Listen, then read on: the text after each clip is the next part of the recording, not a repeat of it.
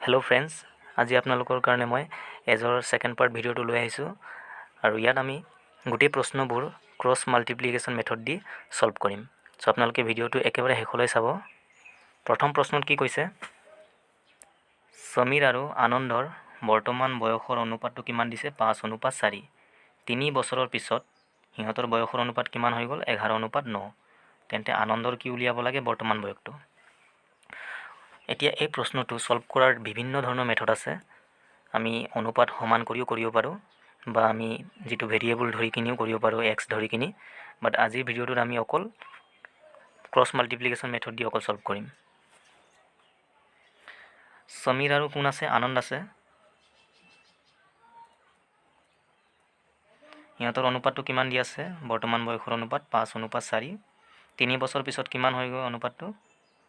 11:9।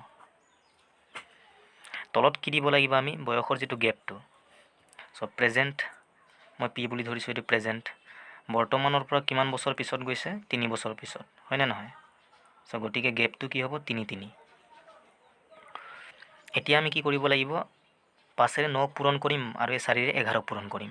তাৰপাছত পূৰণ কৰি কি কৰিম? সিহঁতৰ ডিফাৰেঞ্চটো উলিয়াম, মানে মাইনাছ কৰিম। ছেম তেনেকৈ 3ৰে 11 পূৰণ কৰিম আৰু এই 3ৰে আমি 9 পূৰণ কৰিম। তাৰপাছত ছেম তেনেকৈ আগৰ দৰে এইটো মাইনাছ কৰিম আমি। চ' 5 9 জাৰ কিমান?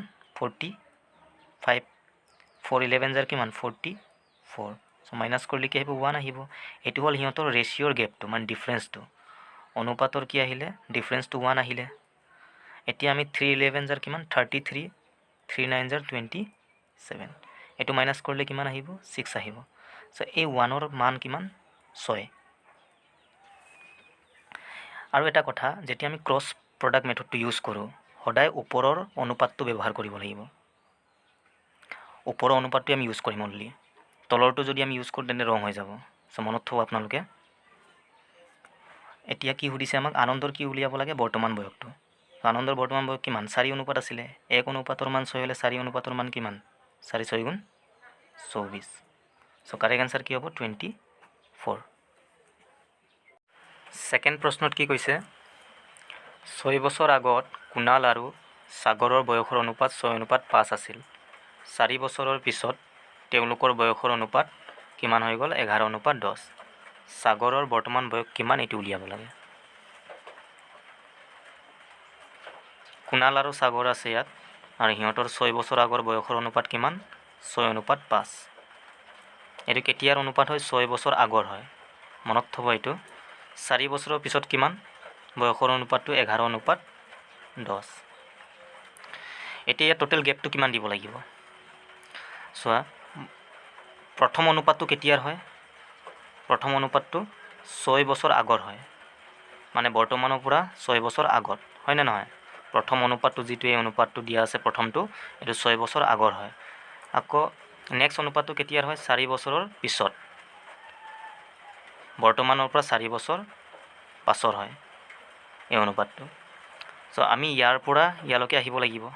প্ৰথমে আমি কিমান আহিব লাগিব? বৰ্তমানত আহিবলৈ কাৰণে 6 আহিব লাগিব যোগ কৰি। আকৌ বৰ্তমানৰ পৰা আমি ক'ত যাম? এই অনুপাতলৈ যাম, মানে 4 যোগ কৰিব লাগিব। চ' টোটেল কিমান হ'ব? 6 আৰু 4 10। মানে গেপটো কিমান? ইয়াত 10। চ' তলত আমি কি দিব লাগিব? 10 10 দিব লাগিব। এটা ক্ৰছ প্ৰডাক্টটো ইউজ কৰি দিয়া। 6 10 জাৰ কিমান? 60। 5 11 জাৰ 55। মাইনাছ কৰিলে কিমান আহিব? 5। চ' মানে ডিফাৰেঞ্চটো কিমান আহিলে? ৰেচিঅ'ৰ 5 আহিছে। আৰু এইটো কিমান হ'ব? 11 10 জাৰ 110। 10 10 জাৰ 100। চ' মাইনাছ কৰিলে কি হ'ব? 10। মানে 5ৰ ভেলু কিমান আহিলে? 10 আহিলে। আমাক কি সুধিছে? সাগৰৰ কি উলিয়াব লাগে? বৰ্তমান বয়স। সাগৰৰ ৰেচিঅ'টো কিমান আছিলে? 5।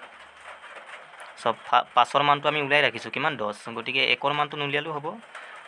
আমি অলৰেডি ওলাই ৰাখিছোঁ ইয়াত। 5ৰ মান কিমান? 10। সাগৰৰ বয়স কিমান আহিলে? 10 বছৰ আহিলে। কিন্তু এইটো অনুপাতটো কেতিয়াৰ আছিলে? 6 বছৰ আগৰ হয়। গতিকে সাগৰৰ বৰ্তমান বয়স কিমান হ'ব? 6 যোগ কৰিলে হ'ল 10 আৰু 6 কিমান? 16। চ' কাৰেক্ট এনচাৰ কি হ'ব? Option A. 3 নম্বৰ প্ৰশ্নত কি কৈছে? এজন ব্যক্তিৰ বৰ্তমান বয়স তেওঁৰ মাকৰ বয়সৰ কিমান? 2/5, মানে 5/2। 8 বছৰৰ পিছত তেওঁ মাকৰ বয়সৰ কিমান হৈ গ'ল? আধা হৈ গ'ল। বৰ্তমানত মাকৰ বয়স কিমান? মানে ইয়াত কি আছে? মাক আৰু তেওঁৰ পুতেক আছে।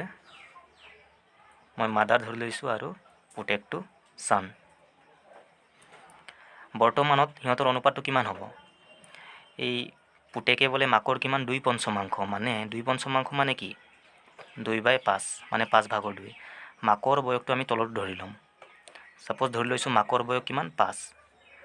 মাকৰ 2/5 মানে মাকৰ বয়স যদি 5 হয় 5ৰ 2/5 কিমান হ'ব 2/5 যদি আমি ওলাওঁ 2 হ'ব। গতিকে পুতেকৰ বয়সটো কিমান হ'ব 2 হ'ব। হ'ল। বা আমি ডাইৰেক্টলি এনেকৈ কৰিব পাৰোঁ, তলৰটো আমি মাকৰ ধৰি কিনি ওপৰৰটো আমি পুতেকৰ ধৰি ল'ম। 8 বছৰৰ পিছত কিমান হৈ গ'লে মাকৰ বয়সৰ আধা হৈ গ'ল, মানে মাকৰ 2 হ'লে পুতেকৰ কিমান হ'ব 1 হ'ব, আধা হৈ গ'ল, হয়নে নহয়? এতিয়া গেপটো চোৱা ইয়াত বৰ্তমানৰ পৰা 8 বছৰৰ পিছত কৈছে, গতিকে কি হ'ব 8 হ'ব। এতিয়া 5 এগুণ কিমান 5, 2 2 4, মাইনাছ কৰিলে 1 আহিব, আৰু 8 2 গুণ কিমান 16, 8 1 8, চ' এইটো মাইনাছ কৰিলে কি আহিব 8 আহিব। গতিকে 1ৰ মান কিমান 8 আহিলে। আমাক কি উলিয়াব দিছে মাকৰ বৰ্তমান বয়স। মাকৰ বৰ্তমান বয়স কিমান আছিলে 5 অনুপাত। গতিকে 1ৰ মান 8 হ'লে 5ৰ মান কিমান হ'ব 5 8 গুণ 40। চ' কাৰেক্ট এনচাৰ কি হ'ব অপশ্যন চি। 4 নম্বৰ প্ৰশ্নটোলৈ আহিছোঁ। দেউতাকৰ বয়স তেওঁৰ পুত্ৰ ৰণিততকৈ 3 গুণ বেছি। 8 বছৰৰ পিছত তেওঁৰ পুত্ৰ ৰণিতৰ কিমান হৈ গ'ল 2.5 গুণ মানে 2.5 টাইমছ 2.5। দেউতাকৰ বৰ্তমান বয়সটো আমি উলিয়াব লাগে। দেউতাক আৰু কোন আছে তেওঁৰ পুতেক ৰণিত আছে। সিহঁতৰ বৰ্তমান বয়সৰ অনুপাতটো কিমান হ'ব চোৱা, দেউতাকৰ বয়স বোলে ৰণিতৰ কিমান হৈ গ'ল 3 গুণ বেছি, মানে ৰণিতৰ 3 গুণ কোৱা নাই আকৌ। যদি 3 গুণ কয় তেন্তে কি হ'ব ৰণিতৰ 1 হ'লে দেউতাকৰ কি হ'ব 3 হ'ব, কিন্তু আমাক ইয়াত কিমান কৈছে 3 গুণ বেছি, গতিকে 3 যোগ কৰিব লাগিব 1ৰ লগত। 1 হ'লে কিমান হ'ব দেউতাক 4 হ'ব, কাৰণ 1ৰ 3 গুণ 3 বেছি, গতিকে কি হ'ব 1ৰ লগত 3 যোগ কৰিলে 4 আহিব। এইটো হ'ল কি বৰ্তমান বয়সৰ অনুপাতটো। 8 বছৰৰ পিছত তেওঁৰ পুত্ৰ ৰণিতৰ কিমান হৈ গ'ল 2.5 গুণ, তাৰ মানে ৰণিত যদি 1 হয় তেন্তে দেউতাক কিমান হ'ব 2.5। আমি দশমিকটো যদি আঁতৰাই দিওঁ কিমান হ'ব 25, আৰু এফালে 10 হ'ব। কিয়, কাৰণ এটাৰ আগত দশমিক আছে, গতিকে এটা শূন্য গুচি যাব। এতিয়া এইটো 5ৰে কাটিব পাৰোঁ আমি, 5 5 গুণ 25, 5 2 গুণ 10, মানে 8 বছৰৰ পাছত সিহঁতৰ বয়সৰ অনুপাত কিমান হ'ব 5:2। গেপটো কিমান হ'ব 8 8, 8 বছৰৰ পিছত কৈছে। কিমান 4 2 জাৰ 8, 5 1 জাৰ 5, মাইনাছ কৰিলে কি আহিব 3 আহিব, 5 8 জাৰ 40, আৰু 8 2 জাৰ কিমান 16, চ' এইটো মাইনাছ কৰিলে কিমান আহিব 24। চ' 3ৰ মান কিমান 24, তেন্তে 1ৰ মান কিমান হ'ব 3 8 গুণ 24। আমাক কি সুধিছে দেউতাকৰ বৰ্তমান বয়স। দেউতাকৰ বৰ্তমান বয়স কিমান আছিলে 4 অনুপাত, গতিকে 4ৰ মান কিমান হ'ব 4 8 গুণ 32। চ' কাৰেক্ট এনচাৰ অপশ্যন এ।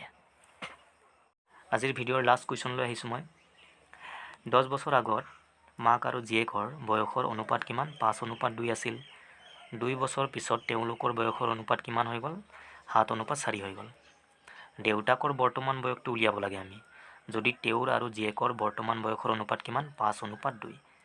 এতিয়া এই প্ৰশ্নটো আগতকৈ অকণমান বেলেগ, বাকী কনচেপ্টটো একেই। চ' ইয়াত কি কৈছে দেউতাকৰ বয়সটো উলিয়াব লাগে। অনুপাতটো প্ৰথম অনুপাতটো চোৱা তোমালোকে, কাৰ অনুপাত দিয়া আছে মাক আৰু জীয়েকৰহে দিয়া আছে, হয়নে নহয়? দেউতাকৰ ক'ৰবাত দিয়া আছে জানো, নাই নহয়। কিন্তু আমি দেউতাকৰ বয়সটো উলিয়াব লাগিব। চ' ফাৰ্ষ্টত আমি কি কৰিম জীয়েকৰ বয়সটো উলিয়াই ল'ম। জীয়েকৰ বয়সটো যদি আমি উলিয়াই লওঁ তেতিয়া আমি দেউতাকৰ বয়সটো উলিয়াব পাৰিম, কাৰণ আমাৰ শেষৰ অনুপাতটো কাৰ কাৰ দিয়া আছে দেউতাক আৰু জীয়েকৰ দিয়া আছে, হয়নে নহয়? এইটো দেউতাকৰ, এইটো জীয়েকৰ, গতিকে জীয়েকৰ যদি আমি উলিয়াই দিওঁ দেউতাকৰটো আমি গম পাই যাম। চ' প্ৰথমে আমি জীয়েকৰ বয়সটো উলিয়াই ল'ম। 10 বছৰ আগত মাক আৰু জীয়েকৰ বয়সটো দিয়া আছে কিমান 5:2, মানে মাদাৰ আৰু ডটাৰ 5:2 দিয়া আছে। আৰু 2 বছৰ পিছত তেওঁলোকৰ বয়সৰ অনুপাতটো কিমান 7:4।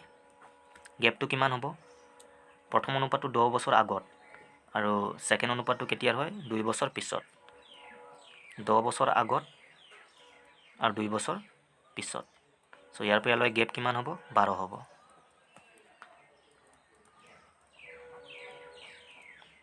তো 5 4 জাৰ কিমান 20, 7 2 জাৰ 14, কিমান আহিলে ডিফাৰেঞ্চটো 6 আহিলে।